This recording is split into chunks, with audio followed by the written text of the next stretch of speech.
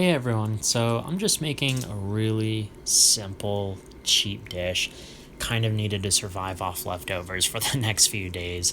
Budget's a little bit tight. This is that dish that's perfect for that, okay? You can take it to work, it'll last you a few days, and you don't really get sick of it. So, I've got a couple of nice skin on bone in chicken thighs. You can use drumsticks if you want, boneless, skinless chicken thighs, whatever you want to use. I just think the bone and skin on taste a little bit better. Of course, season both sides liberally with kosher salt or whatever seasoning you want to use.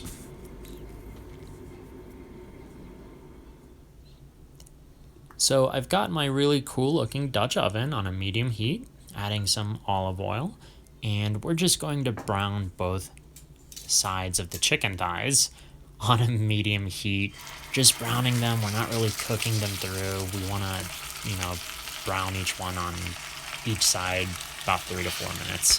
So go ahead, leave it alone, don't touch it. Skin side down first, and you're going to get a nice golden color on that.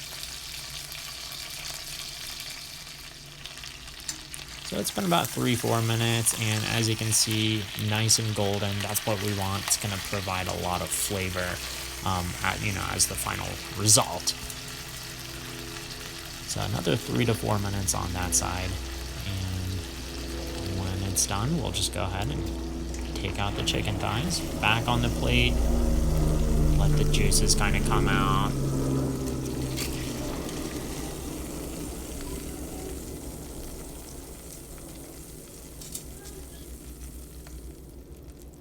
So once the thighs are out, I'm reducing the heat to a really low heat, then adding some nice bacon, okay?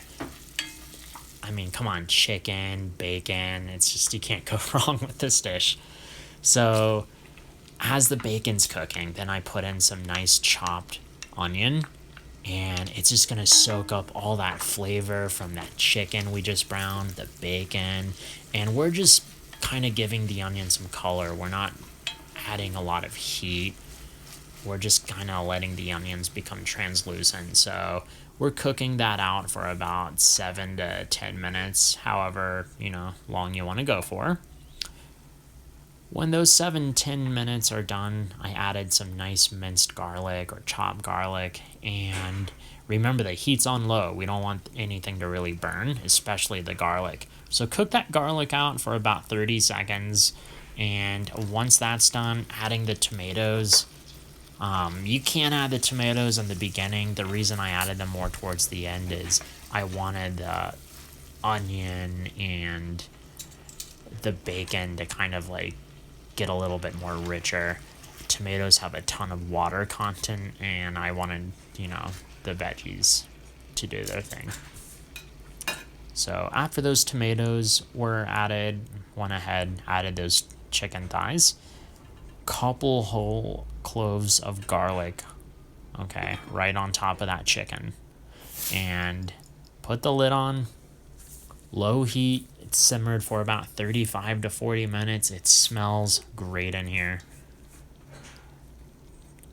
Take those pieces of garlic that were sitting on top of the chicken, get the chicken out of there, and let everything just finish simmering, okay? We want to get a lot of that water out of there because the tomatoes gave off a lot of water, as did the chicken thighs. So let that kind of simmer. Remember, it's still really low heat.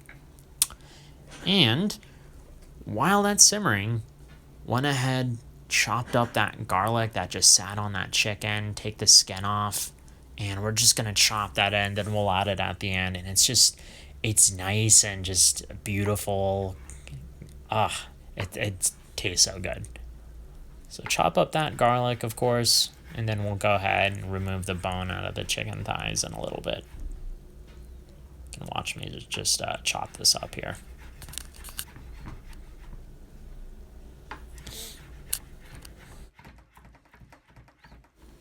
So we've added our chopped garlic that's been cooking on top of our chicken thighs, just incorporating everything back into the dish, all the flavors.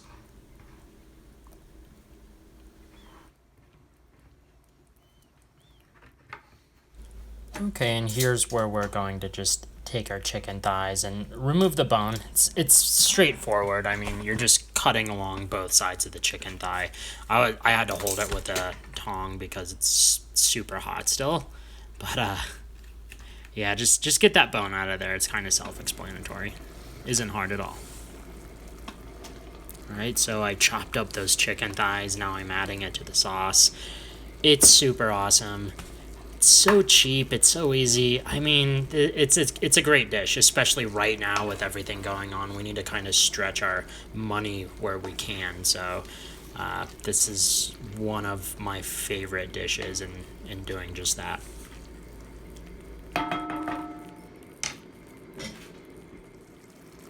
Now that our pasta's cooked, we're just going to add that right into the pot itself.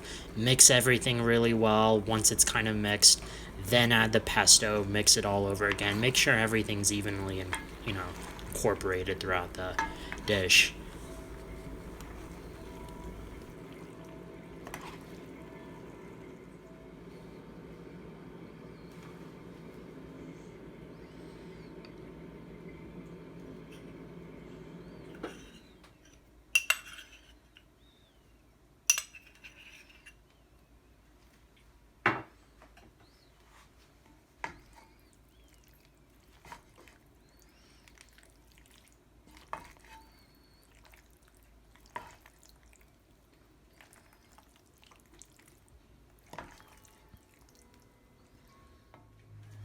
So everything's been mixed together. Just top it off with some really nice Parmesan Reggiano.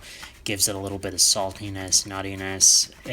This dish is awesome. I mean, like I said, it's cheap. It's pretty quick for the most part. And it lasts quite a while. So give it a try. It's super simple. Let me know how it is.